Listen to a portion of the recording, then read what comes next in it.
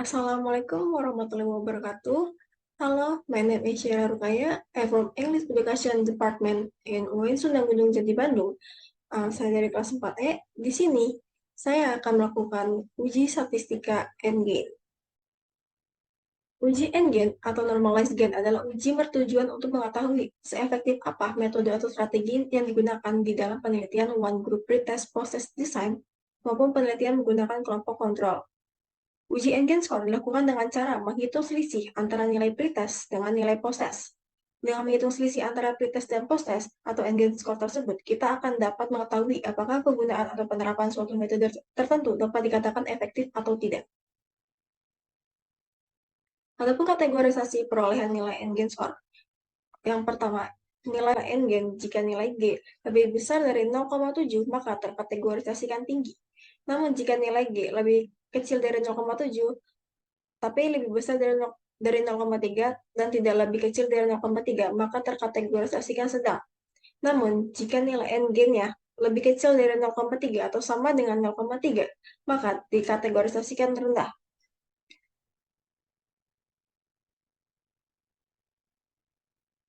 Adapun yang berdasarkan nilai persentasenya, jika nilai persentasenya mendapatkan hasil 40 atau kurang dari 40, maka terkategorisasikan tidak efektif.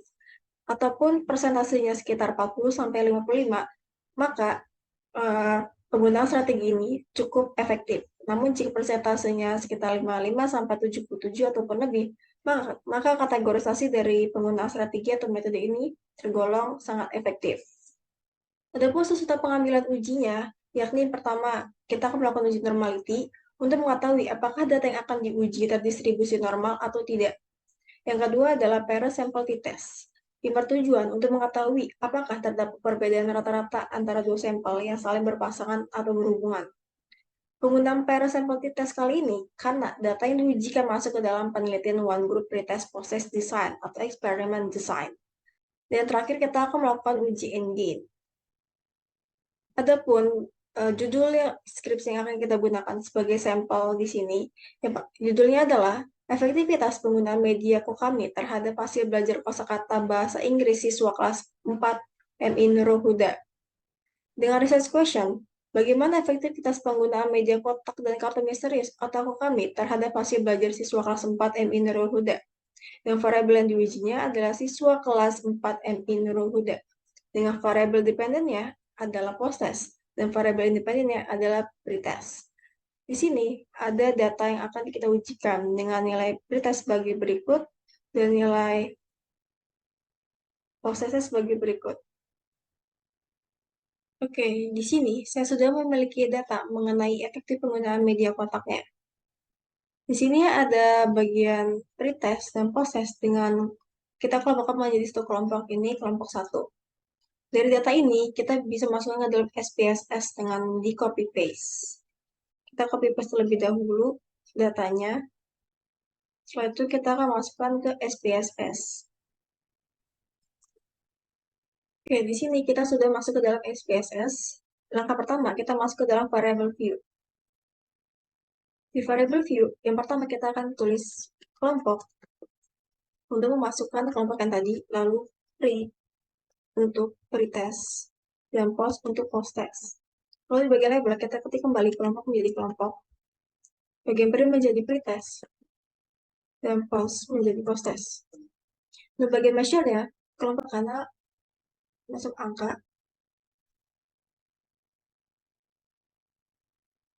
lalu pretestnya kita masukkan scale, dan post-testnya kita masukkan scale. Lalu masuk ke data view, di sini kita akan copy yang sudah ada di Excel tadi. Maka jadi seperti ini. Setelah itu, kita akan melakukan uji normality terlebih dahulu. Yang pertama, kita klik Analyze, Deskriptif Statistik, Explore, bagian pretest dan post-test kita masukkan ke dependent list. Setelah itu, klik Plots. Klik yang normality plots with test. Continue, dan OK. Nah, dari sini kita akan mendapatkan hasil tes normality seperti ini. Dari tes normality ini, kita lihat pada bagian Shapiro-Wilk karena data kita ada 15. Maka kita lihat pada Shapiro-Wilk. Pada bagian pretest, kita mendapatkan signifikansi sebesar 0,176 dan untuk post test kita mendapatkan signifikansi sebesar 0,230. Pada test normality ini, untuk bisa dikatakan data tersebut terdistribusi normal, maka nilai dari signifikansinya harus lebih dari 0,05. Lalu pada bagian ini, pada bagian data yang kita uji ini, nilai signifikansinya mulai dari pretest dan post-test dapatkan angka sebesar 0,176 dan 0,230. Yang mana angka ini sudah melebihi 0,05. Maka dari itu, data yang kita ujikan kali ini terdistribusi normal, sehingga kita dapat melanjutkan uji lanjutannya. Ini uji parasample test dan uji endgame. Setelah kita mendapatkan hasil normality-nya normal atau data yang kita ujikan terdistribusi normal, maka uji selanjutnya ini uji parasample test. Yang mana uji ini kita akan mengetahui bagaimana nilai rata-ratanya, apakah ada perbedaan atau tidak antara variabel pretest dan variabel post-test. Dari itu kita akan melakukan uji yang pertama adalah click analyze, lalu kita pilih yang compare means, lalu pada compare means kita pilih yang parasample test ini. Pada bagian ini, pretest dan post-test kita masukkan keduanya ke sini. Yang bagian pretest terlebih dahulu, maka dia akan otomatis masuk ke dalam variabel 1. Dan post-test kita masukkan juga, maka dia otomatis masuk ke variabel 2.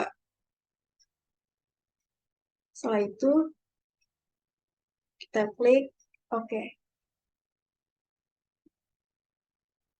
Maka akan muncul hasil seperti ini.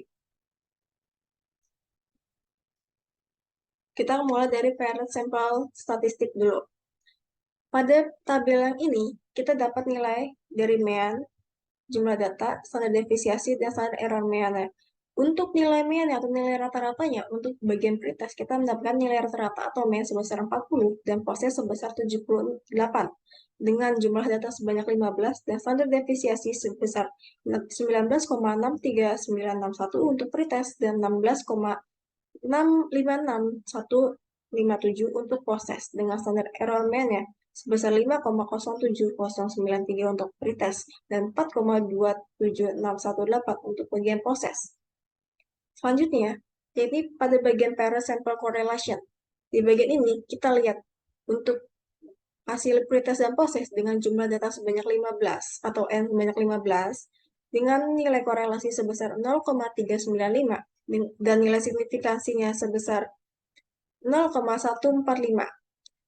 Pada bagian korelasi ini, kita harus tahu kalau untuk bisa mengetahui apakah ada perbedaan atau tidak, maka dilihat dari nilai signifikansinya. Jika nilai signifikansinya kurang dari 0,05, maka antar variabel atau kalau di sini pretest dan post-test memiliki hubungan satu sama lain, gitu. Adanya hubungan di antara keduanya. Namun jika nilai signifikansinya lebih dari 0,05, maka dapat dinyatakan bahwa tidak adanya hubungan antara variabel, yakni pada variabel pretest dan post-test yang kita uji kali ini. Di sini dapat kita lihat, jika signifikasinya yang kita dapat adalah 0,145, maka dapat dikatakan bahwa tidak adanya hubungan antara variabel pretest dan post-test yang kita uji kali ini. Lalu pada bagian parasample test, di sini kita lihat pretest dikurang post-test mendapatkan nilai ratanya sebesar minus 38. Nilai ini didapat dari nilai rata-rata pretest dikurang dari nilai rata-rata post-test dengan 40 dikurang 78 sehingga mendapatkan hasil minus 38 dengan standar deviasi yang sebesar 20,07130 dengan selisih di antara keduanya, yakni antara minus 49,11512 sampai minus 26,88488 dengan T hitung sebesar minus 7,333 atau bisa dijadikan positif menjadi 7,333 dengan signifikansi total yang sebesar 0, atau kurang dari 0,001. Ini ada hipotesis yang akan kita gunakan selama pengujian ini. Hipotesis pertama yakni tidak ada perbedaan rata-rata antara hasil belajar pretest dengan post-test pada penggunaan media kotak dan kartu misterius otakku kami terhadap hasil belajar bahasa Inggris siswa kelas 4. Yang kedua, ada perbedaan rata-rata antara hasil belajar pretest dengan post-test pada penggunaan media kotak dan kartu misterius kami terhadap hasil belajar bahasa Inggris siswa kelas 4. Dari sini, kita dapat lihat jika dihubungkan pada pair sample t-test tadi dengan hasil yang menyatakan bahwa tidak adanya perbedaan di antara variabel pretest dan potest, maka pada bagian hipotesis ini H2 diterima, yakni mengenai ada perbedaan rata-rata, dan H1 ditolak dengan tidak adanya perbedaan rata-rata. Adapun cara lainnya, yakni dengan cara kita lihat pada bagian T hitung dan T tabel. Seperti yang kita ketahui tadi, pada T hitung pada tabel pair sample t-test, kita mendapatkan hasil sebesar 7,333, yakni yang dapat kita lihat pada tabel T tadi. Dan T hitungnya di sini kita lihat di sini. Untuk mengetahui T tabelnya atau bagaimana sih T tabel itu dilihat dari seberapa banyaknya, karena di sini kita lihat ada banyak sekali angka. Kita T tabelnya itu dari DF yang tadi. Ini DF-nya, kita lihat pada DF untuk memperjelas bagian mana pada angka berapa kita lihat untuk T tabelnya. Di sini DF-nya kita mendapat DF 14 dengan T di sini saya maksud minus 7,33 atau menjadi 7,333. Kita lihat pada yang ke-14 ini, kita lihat mendapatkan angka sebesar 2,14479. Angka ini didapat. Kenapa kita melihat ke sini? Karena untuk untuk mengetahui tabel atau hitung ini, alfa dibagi 2 itu 0,05, dibagi 2 menjadi 0,025. Oleh sebab itu, kita melihat pada bagian tabel yang ini, sehingga mendapatkan hasil 2,14479. Di sini kita tulis di sini, T tabel sebesar 2,444 dengan T hitung sebesar 7,333. Maka dari itu dapat dikatakan T hitung lebih besar dari T tabel. Maka dapat disimpulkan bahwa T hitung lebih besar dari T tabel dan H1 ditolak dan H2 diterima. Atau terdapat perbedaan rata-rata atau mean antara nilai pretest dan post-test. Oke, setelah tadi kita mendapatkan hasil dari uji pair sample t-test, yang mendapatkan hasil bahwa terdapat perbedaan rata-rata antara nilai pretest dan post-test kali ini, maka kita dapat melanjutkan uji n-gain, yakni caranya adalah dengan klik transform. Bagian klik yang compute variable, lalu yang pertama kita akan ketik post kurang pre.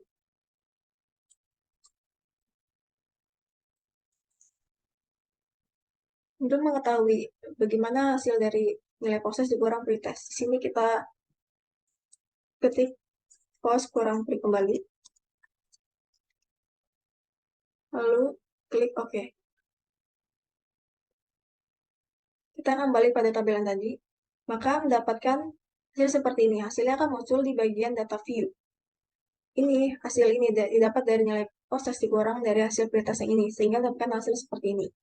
Yang selanjutnya, yakni kita klik transform lagi, compute variable, yakni 100 dikurang pretest.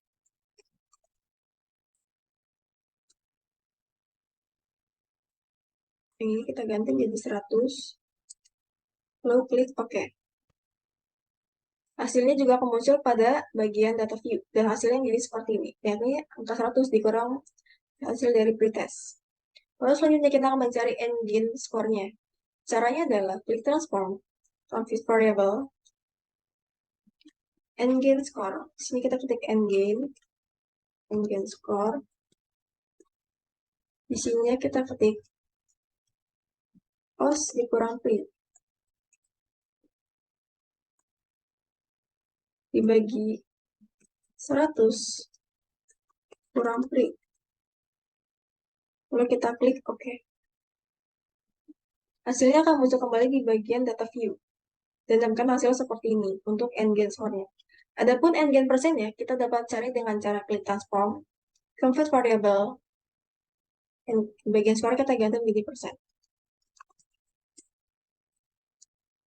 Lalu di bagian sini, kita hapus, ketik n-gain score. Dikasih bintang 100.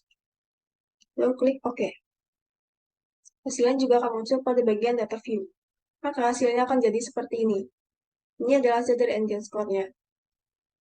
Tapi kita bisa merubah dari N-Gain score menjadi N-Gain percent.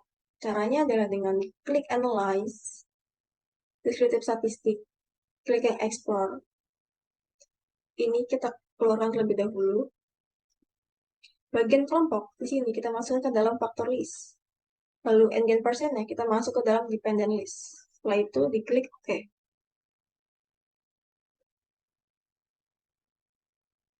Maka akan muncul seperti ini.